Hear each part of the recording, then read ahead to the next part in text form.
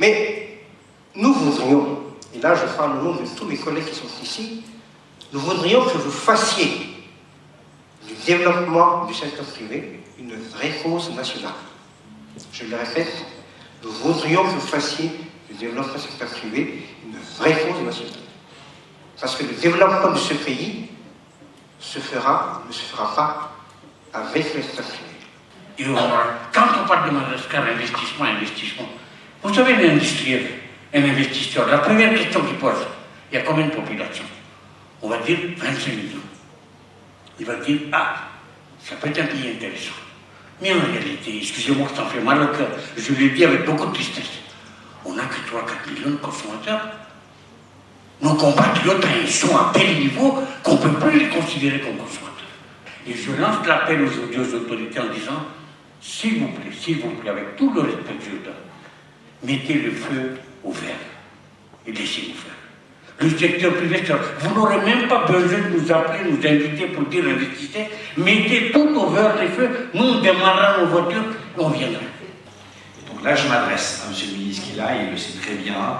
Aujourd'hui, on a aussi un blocage en ce qui concerne le régulateur, parce que pour pouvoir mettre du haut débit dans des régions qui sont très peu peuplées, il faut utiliser des bonnes fréquences, des fréquences qui nous permettent d'aller loin, parce qu'on n'a pas beaucoup de densité urbaine dans les zones rurales. Et ces fréquences-là, aujourd'hui, on nous bloque.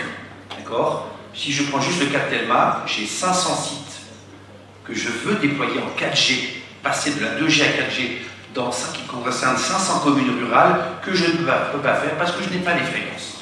Ou alors, on me les propose à un prix indigne. Donc voilà, ma première demande, c'est qu'on nous lâche non pas la grippe ou la grappe, mais les fréquences pour qu'on puisse déployer le haut débit mobile dans tout le pays.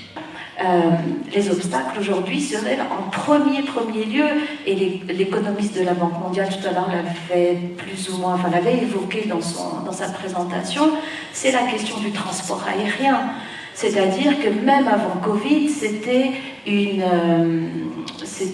comment dire, un paramètre compliqué parce qu'on était l'un des pays avec l'une des plus faibles connectivités dans la région et parmi les pays similaires.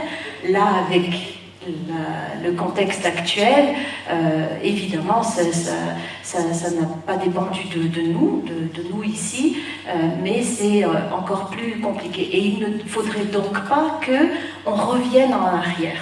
Par rapport au président de la Forme, il est parti, que l'accessibilité aérienne. Ce que je tiens à remarquer quand même, qu'aujourd'hui, avant la crise sanitaire, on avait Kenya Airways, on avait Japan Airlines, on avait Turkish Airlines, on avait Air Austral, on avait Air Mauritius, on avait Air France, Air Madagascar, on a un hub à Addis Abeba, un hub à Istanbul, un hub à Paris, un hub à Nairobi, un hub à Johannesburg et à South Africa. C'est-à-dire qu'aujourd'hui, tout le monde peut venir à Madagascar. Si c'était une affaire et un grand business, toutes les compagnies nous ont déjà tapé à la porte et dit on veut aller à Madagascar. Il faut redynamiser d'abord le tourisme pour que les compagnies disent. Donc je suis entièrement d'accord que l'accessibilité c'est quelque chose de très important. Mais on l'a déjà. Attendez, avec toutes ces compagnies-là, il faut que l'hôtel monte en place. Il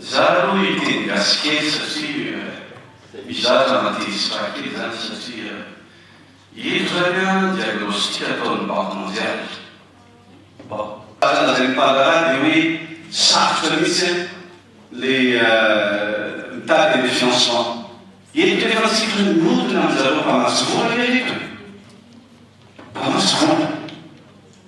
C'est un des faits à base, à ce ping-pong des âges de manière. J'ai un petit souci. Le diagnostic, il a dit qu'il va falloir qu'on trouve un moyen pour que l'énergie soit pérenne, disponible et de qualité et à moindre coût. Il y a un autre diagnostic qui a dit que la Chirma doit monter ses tarifs.